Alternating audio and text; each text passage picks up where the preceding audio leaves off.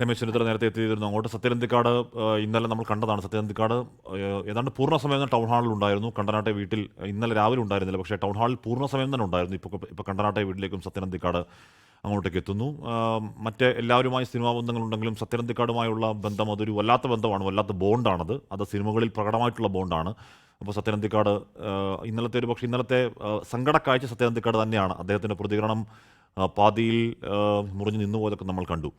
S Vijayakumar കുടിച്ചിരുന്നു. Vijayakumar, സമയം 9:10 എനിക്ക് തോന്നുന്നു നമ്മൾ ഇന്നലെയൊക്കെ കാണുന്നത് ആ സമയക്രമം ഏതാണ്ട് കൃത്യമായി തന്നെ ടൗൺ ഹാളിലെ ഒരു അരമണിക്കൂർ വൈകൽ ഒഴിച്ച് നിർത്തിയാൽ സമയക്രമമൊക്കെ ഏതാണ്ട് തന്നെ കൃത്യമായി തന്നെ പാലിക്കുന്നുണ്ടായിരുന്നു. അപ്പോൾ ഇന്ന് 10 മണി എന്ന് പറയുന്ന അധികം വൈകാനും ഇടയില്ല. പരമാവധി ആളുകൾ അദ്ദേഹത്തെ ഒരു നോക്ക് കാണാൻ വേണ്ടി അങ്ങോട്ടേക്ക് ഇപ്പോഴും ഒഴുകുകയാണല്ലേ വിജയകുമാർ? ഹാഷ്മി, ഈ ആളുകളുടെ വരവ് കുറയുന്നതേ ഇല്ല. അത് ഓരോ സമയം കഴിയുമ്പോഴും അത് കൂടിക്കൂടി വരികയാണ്. ശ്രീനിവാസൻ്റെ കണ്ടനാട്ടെ വീടിന് മുന്നിലെ കാഴ്ചകളാണിത്. ഇവിടെ സേനാംഗങ്ങൾ ഔദ്യോഗിക ബഹുമതികൾ നൽകുന്നതിന് വേണ്ടിയുള്ള സേനാംഗങ്ങൾ ഇവിടെ സജ്ജരായി എത്തിയിട്ടുണ്ട്. ദൃശ്യങ്ങളിൽ നമുക്ക് അവരെ കാണാം. അവിടെ അന്ത്യകർമ്മങ്ങൾക്കുള്ള സന്തോഷിപ്പിക്കുകയും കരയിപ്പിക്കുകയും ഒക്കെ ചെയ്ത അതുല്യനായ നടനാണ് ശ്രീനിവാസൻ. വ്യക്തിപരമായി ഞങ്ങളോടൊക്കെ വളരെയേറെ സ്നേഹമുണ്ടായിരുന്ന ഒരാളാണ്. തീർച്ചയായും കേരളത്തിലൊരു വലിയ നഷ്ടം തന്നെയാണ്. ഇനി ഒരു ശ്രീനിവാസൻ എന്നുണ്ടാകും എന്നാണ് എല്ലാവരും ആലോചിക്കുന്നത്. മലയാളത്തിന് മറക്കാൻ കഴിയാത്ത കഥാപാത്രങ്ങളെ സംഭാവന ചെയ്ത വ്യക്തിയാണ്. തന്നെയുമല്ല, അദ്ദേഹത്തിൻ്റെ പല വാചകങ്ങളുമൊക്കെ നമ്മളെല്ലാവരും പ്രസംഗങ്ങളിലും സ്വാഭാവികമായ നമ്മുടെ വർത്തമാനത്തിനിടയിലുമൊക്കെ വരുന്ന ഒന്നാണ്. അതൊക്കെ ഇപ്പോഴും എൻ്റെ മനസ്സിലൂടെ ഇങ്ങനെ കടന്നു വരികയാണ്.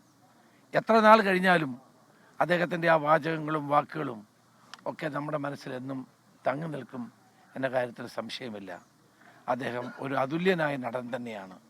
മലയാളത്തിൽ ഏറ്റവും നന്നായ നിലയിൽ വിമർശനം, അത് മധുരത്തിൽ പൊതിഞ്ഞ വിമർശനമാണെങ്കിലും ശക്തമായ വിമർശനമാണെങ്കിലും എല്ലാം നമുക്ക് നൽകിയ ഒരു മഹാനടനാണ് ശ്രീനിവാസൻ. അദ്ദേഹത്തിൻ്റെ ഓർമ്മകൾക്ക് മുമ്പിൽ ആദരാഞ്ജലികൾ അർപ്പിക്കുന്നു. മുൻ പ്രതിപക്ഷ രമേശ് ചെന്നിത്തല മാധ്യമങ്ങളോട് സംസാരിക്കുകയായിരുന്നു.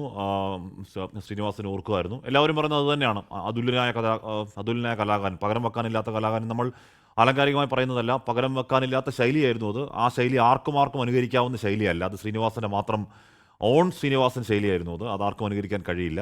കെ ജി ജോർജിനെ പോലെയുള്ളവർ നേരത്തെ രാഷ്ട്രീയം പറഞ്ഞിട്ടുണ്ട് സിനിമകളിൽ കൂടി. പക്ഷേ ഇതങ്ങനെയല്ല. ഇത് കടുത്ത രാഷ്ട്രീയ ആക്ഷേപഹാസ്യം പറയുകയും അതേസമയം അത് CPM-നെയോ കോൺഗ്രസിനെയോ ഒന്നും വെറുതെ വിട്ടിട്ടില്ല. ആരെയും അദ്ദേഹത്തിൻ്റെ ആക്ഷേപഹാസ്യത്തിൽ നിന്ന് വെറുതെ വിട്ടിട്ടില്ല. കടുത്ത വിമർശനങ്ങൾ പറയുമ്പോഴും പക്ഷേ ഈ പാർട്ടികളിലൊന്നും അദ്ദേഹത്തിന് അങ്ങനെ ശത്രുക്കളുമില്ല. അതിൻ്റെ നേതാക്കളൊക്കെ അദ്ദേഹത്തിൻ്റെ സുഹൃത്തുക്കളാണ്. കടുത്ത പരിഹാസം പരിഹസിക്കുമ്പോഴും ഇന്നലെ മുഖ്യമന്ത്രി പിണറായി വിജയൻ പറഞ്ഞത് എൻ്റെ വ്യക്തിപരമായ നഷ്ടമാണെന്നാണ് പറയുന്നത്. ലോകത്തെവിടെയായാലും ഏത് സമയത്തും 24 വാർത്തകളും ഓഗ്മെന്റഡ് റിയാലിറ്റി പാക്കേജുകളും എക്സ്പ്ലെയിനറുകളും വിശദമായി കാണാൻ ഞങ്ങളുടെ YouTube ചാനൽ നിങ്ങൾക്ക് സബ്സ്ക്രൈബ് ചെയ്യാം.